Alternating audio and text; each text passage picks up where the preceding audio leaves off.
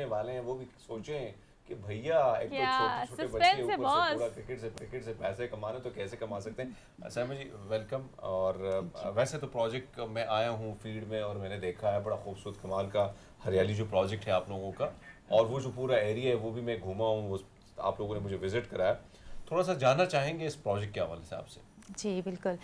ये प्रोजेक्ट हम लोगों ने 2017 में H9 के एक इलाके में शुरू किया था। हमारी ऑर्गेनाइजेशन पार्क मिशन सोसाइटी, उनका ये पायलट प्रोजेक्ट था जिसमें हम सॉलिड वेस्ट मैनेजमेंट के कॉम्प्रिहेंसिव सोल्यूशन को लेकर आए हैं। एक ऐसा सोल्यूशन जिसमें ना सिर्फ ये है कि माहौल को आलूदा होने से बचाया जा सके, बल्कि उसमें से ऐसी फाइनेंशियल स्ट्रीम्स को निकाला जा सके ताकि अगर गवर्नमेंट इस मॉडल को रेप्लिकेट करती है तो वो फाइनेंशियली सेल्फ सस्टेनेबल हो।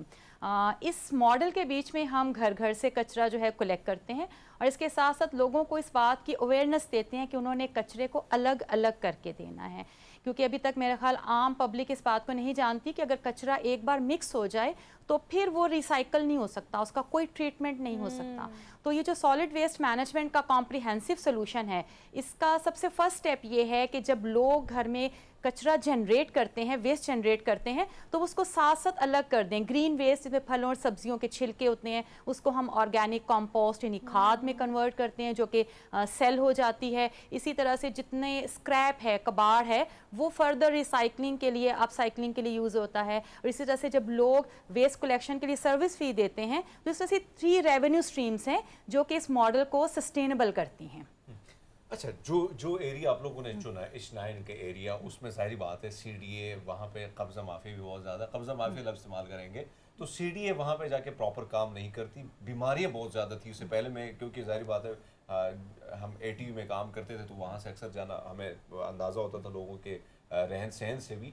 तो उस इलाके के, जब से ये प्रोजेक्ट आप लोगों ने शुरू किया है तो उस इलाके के लोगों के रहन सहन में कितना फ़र्क आया है? और साथ साथ में हम बात करते हैं पैसे के हवाले से, तो रोजगार उन लोगों को कैसे मिला और क्या तरीकाकार होता है पैसे कमाने का? जी बिल्कुल। हम लोगों ने इस मॉडल को जो सबसे hard core area, worst area, मतलब कि जो इलीगल स्लम्स थे, जिनकी कोई गैर कानूनी हैसियत थी और जहाँ पर CDA इस वजह से वहाँ पर अपनी सर्विसेज नहीं दे पाती थी क्योंकि वो गवर्नमेंट की प्लानिंग में शामिल नहीं होते। हमने इस मॉडल को इसलिए वहाँ पर स्टार्ट किया कि अगर ये वहाँ पर वर्कबल है तो फिर ये रेस्ट ऑफ द कंट्री में भी, बाकी सारे मुल्क में भी रेप्लिकेट हो सकता है। ये CDA की जगह है जहाँ पे फार्म हाउसेज हैं, वहाँ पर हमारा हरियाली हब मॉडल मौजूद है। और 2 एरियाज़ हैं जहाँ पर हम लोगों ने इसको बहुत डायनामिक किस्म के रिजल्ट्स देखे हैं, एक हेल्थ के एरिया में और एक लाइवलीहुड में। हेल्थ, क्योंकि जब हम लोगों ने कच्ची आबादियों की सिलेक्शन की तो ये इर्द गिर्द घिरी हुई थी वेस्ट के बहुत बड़े बड़े पाइल्स से।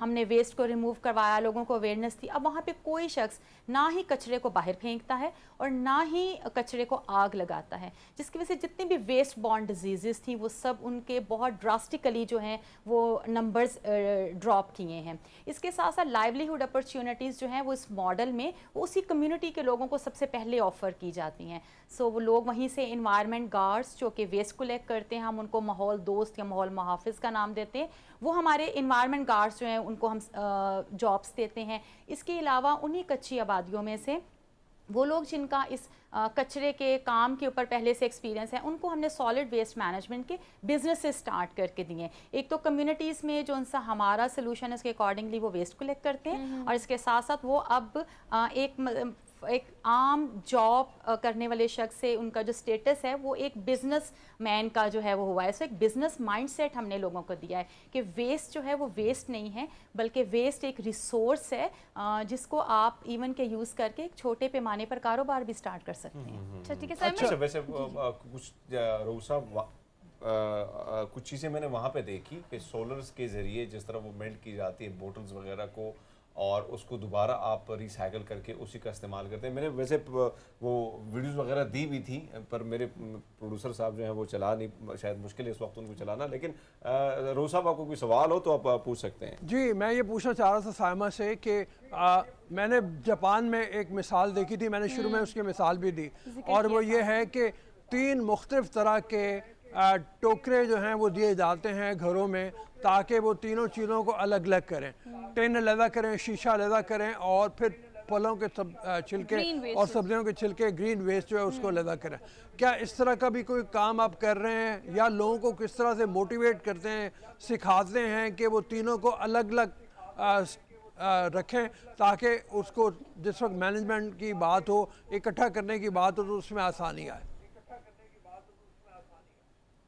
जी बिल्कुल रऊफ साहब, आप बिल्कुल ठीक जो है वो पहुँचे हैं। हमारा सेम हरियाली हब मॉडल इन्हीं निकात के ऊपर जो है वो बेस करता है। हम लोग भी 3 वे सेग्रीगेशन करते हैं। हम लोग 3 बिन बास्केट्स जो हैं वो हाउस होल्ड लेवल के ऊपर हम लोग देते हैं, और लोग जो हैं वो ग्रीन जो हमारी डस्टबिन होती है उसमें सिर्फ फलों और सब्जियों के छिलके डालते हैं।